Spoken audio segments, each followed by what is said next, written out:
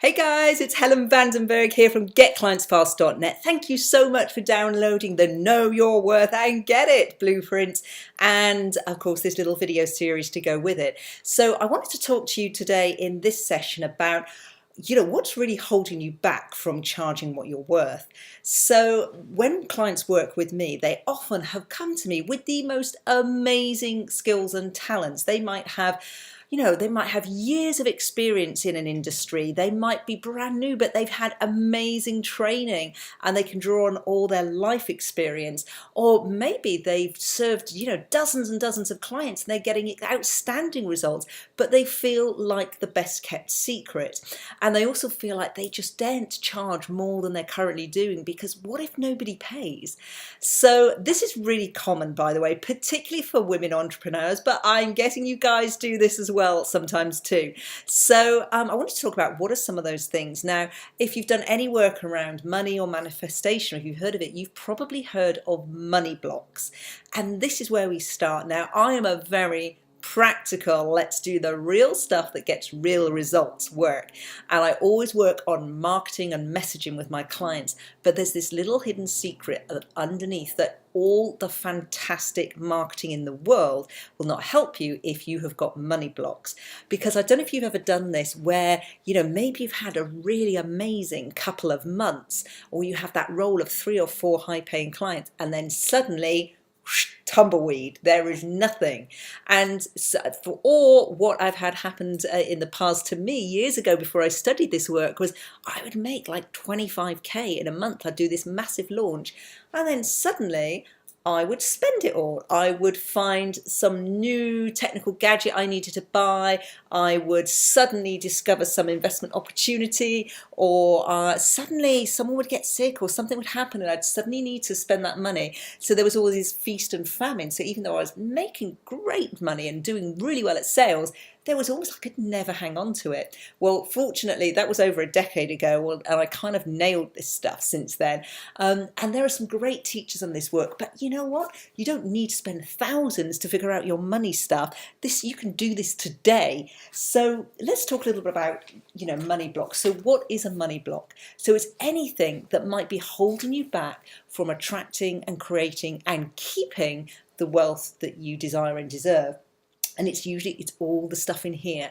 So we often will look at things like marketing and messaging, and that's all really important. For me, that's the essence of a really strong business. Know what you're selling, know who it's for, know how to get it to market.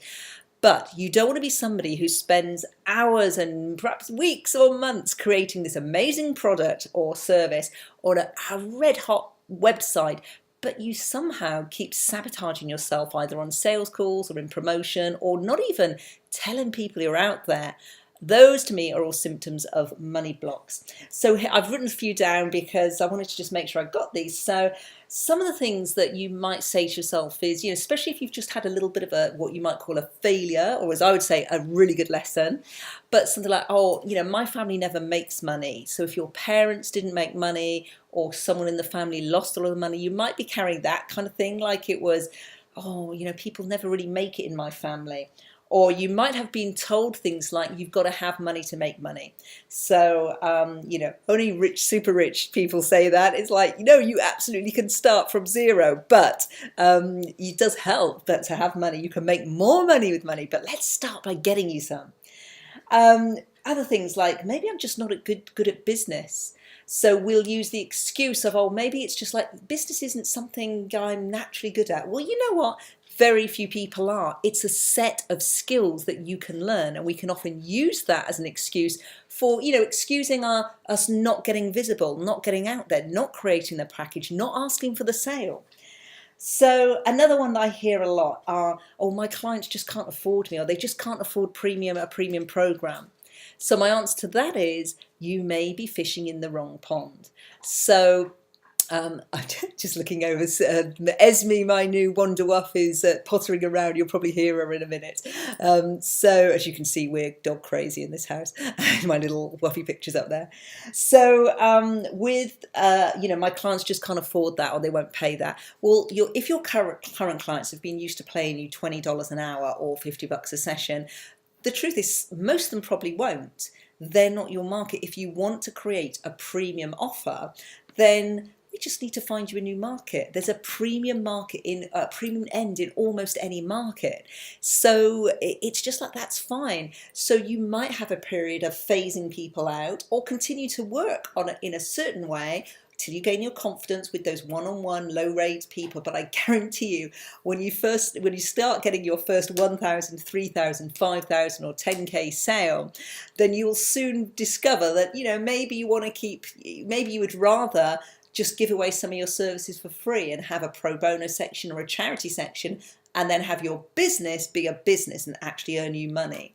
So if you believe that your clients just can't afford you, or just can't afford what you kind of believe you're worth, well, the thing is, you probably don't believe you're worth it.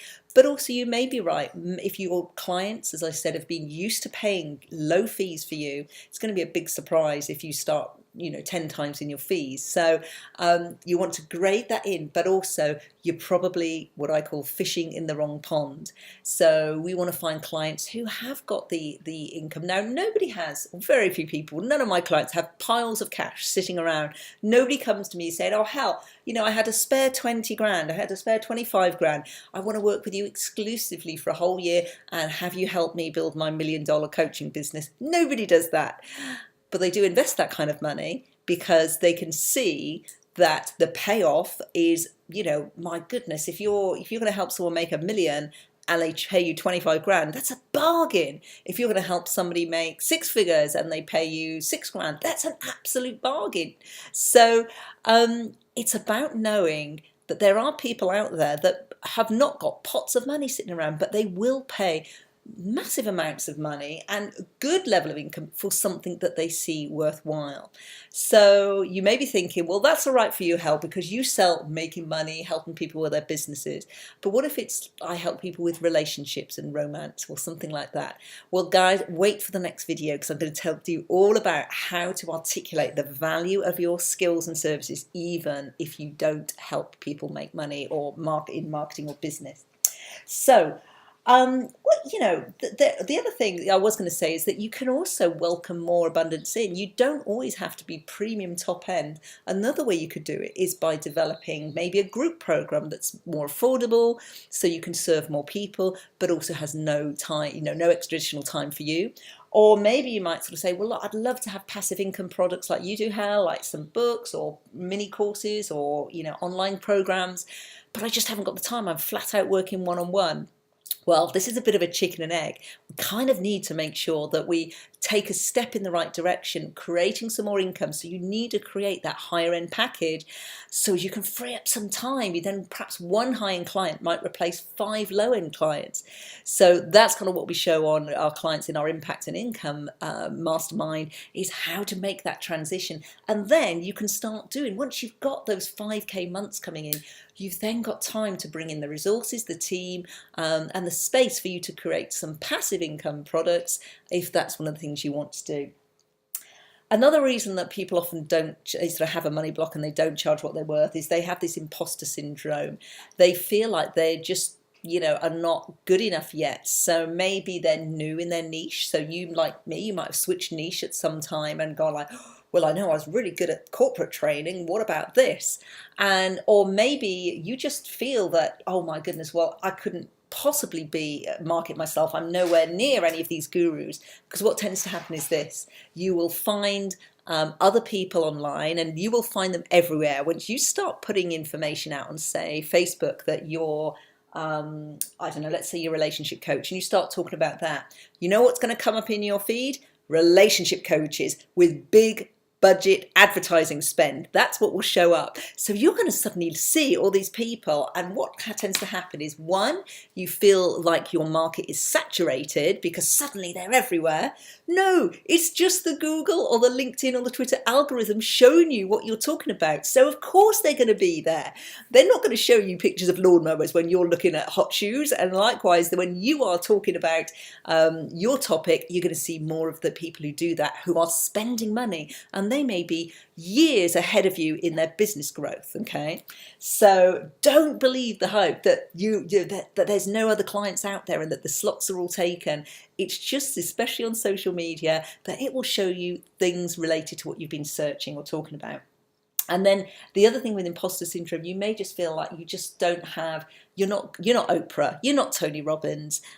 Tony, if you're watching, you are Tony Robbins, but for us lesser mortals, we're not Tony. So we might feel like, how could we possibly talk about, unleashing your power, and please don't steal his brand name, by the way, but doing, creating a better life for yourself, or perhaps, creating a better relationship, when there's another Uber guru already out there.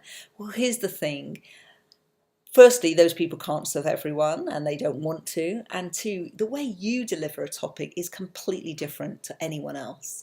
Somebody needs your brand of you. They need your quirkiness. They need your experience. They need what you bring to the table. And here's the great news. When you create premium programs that may be 1,000, 3,000, 10,000 plus, you don't need that many clients to create an amazing business. I've just been working with one of my clients who is an artist. She combines therapy and art and creates these amazing pictures, works of art. Pictures is not the right word for them. Amazing works of art for her clients that really empower them, and ties that in with rapid transformation therapy. Now, we've just created her 10K package, and 10, that's all she's got to sell this year to have a 6-figure business. You imagine, as an artist and therapist, being able to create 10 amazing portraits for people this year and help them make massive shifts in their life and create a 6-figure business. So there is room for everyone out there, and you don't need to be worried about being an imposter. Again, watch the next 2 videos on how to really feel your worth. Finally, I'd like to think about, are you getting a secondary gain from playing small and not raising your rates or not charging what you're worth? And what I mean by a secondary gain, this is like a therapy term. And so you might find experience that, so for example, let's say that you have an illness, and whilst you hate that illness, what you've noticed is, especially this is particularly for women who often, don't get too much attention until they stop doing all the magic that they do behind the scenes. You know what it's like? Mum goes sick and suddenly the whole world stops. Who empties the bins? Who checks that the kids' lunches are ready? Who takes the dog out? Oh my God, Mum's not there. So, and I know I'm being very stereotypical, but hey, ladies, give me a yay if that's true in your house. So if you had an illness, and whilst you might hate this illness, you might find that because you're ill, people treat you better. You start getting preferential treatment. There are some benefits to it. You perhaps find you're able to say no to things that you feel, I've got a valid excuse, I'm ill. Whereas perhaps before you would have felt you had to be obliged to say yes. You suddenly have this kind of, life is working in some areas a bit better, so you might have this secondary gain.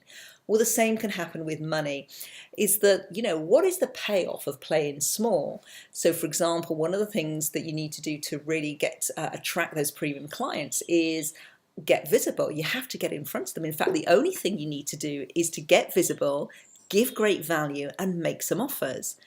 But what if that scares you? What if, like, oh, I just hate the technology. How on earth do I upload my video from my phone up to Vimeo or YouTube? How do I do that? Oh, I just can't be bothered. And it might be all that, oh my God, what if my brother sees this? What if someone, God, they're going to think I'm so up myself, we'd say in England, or tall poppy syndrome in Australia. So there may be something that is, you are getting a gain, a secondary gain or a secondary benefit from staying small and staying where you are. So let's talk, and that's perfectly normal, but it's like, that's safe. That is going to keep you in that little gilded cage of a prison. So what do we do about this? I'm going to give you just a couple of quick tips and a resource for you. So number one, I want you to write down your money story. So I want you to write down any of, so if you start the words, how is my money story serving me? So if you feel that, what are the things that you perhaps quietly, you'd never say them out loud, but you say in your head. So these are usually things from your childhood or cultural upbringing. I certainly was told that, you know, people who had a mortgage, rather than just paying rent, that, you know, they never owned the house and they're in debt forever. So it put me off actually buying property for years until I figured out, hang on, I'm renting, I'm getting nothing, you know, I'm getting the use of this place, but I've got no asset to show for it.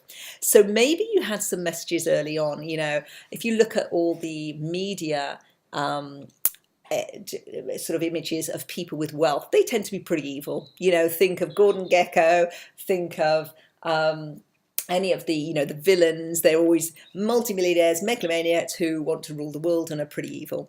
So what are some of the myths and stories and beliefs, even if you don't, you know, logically it's not true, but there might be a little grain of a kernel of sort of thought in there that keeps you stuck. So, and then write down your money story. And what I mean by this is, like, you know, what have been your highs and lows and what were the lessons, either positive or negative? So did you have a family member who tried to start a business and lost it all, or somebody who walked out of a safe job and it didn't work out, or maybe it did? So jot it all down, and then I want you to work through, look at it, you spend half an hour jotting it down, and then I want you to, what did I learn from this? And then, is that lesson still relevant? Because if you experience, as one of my friends did, that during his sort of 18, 19-year-old, his parents went bankrupt and they had to be extremely frugal. He is now extremely cautious with money and very afraid of doing the wrong thing. And whereas his brother, who was a few years younger, grew up sort of 8 years, he was 8 years younger, grew up where the father had recovered the money, started an amazing business, and it was really abundant. So he has a very different mindset around money. Now, you absolutely can change this. So I want you to write down, what were the lessons and are they still relevant? What would you prefer to believe? So what would it be helpful for you to believe, even if you don't quite believe it yet? So if you might have a belief that is, or might choose to have a belief that money comes easily to me, because a lot of people think money is hard, making money is hard, it's going to be tough. So money comes easily to me, that might be one. Or that with greater income and influence and wealth, I have greater influence. If I have more, I can do more. I can help more people. Okay. So those are your homework. Is write your money story and then write down what were the lessons and an alternative belief. Okay, so I'm also going to attach somewhere in this video, and if not, you'll find it in your next email from me. I'm going to send you my money affirmations, because one of the best ways of shifting those beliefs is to create your own and repeat your own affirmations. So give that a go, and they're really for you to use as guidance, but what's even better is when you create your own. All right, guys, so this is Helen Vandenberg on GetClientsFast.net. Hold fire, you've got another 2 videos coming, so let's shift those money blocks, let's get you paid what you're worth, and really get you out there in a big way. Have a great day, take care, bye.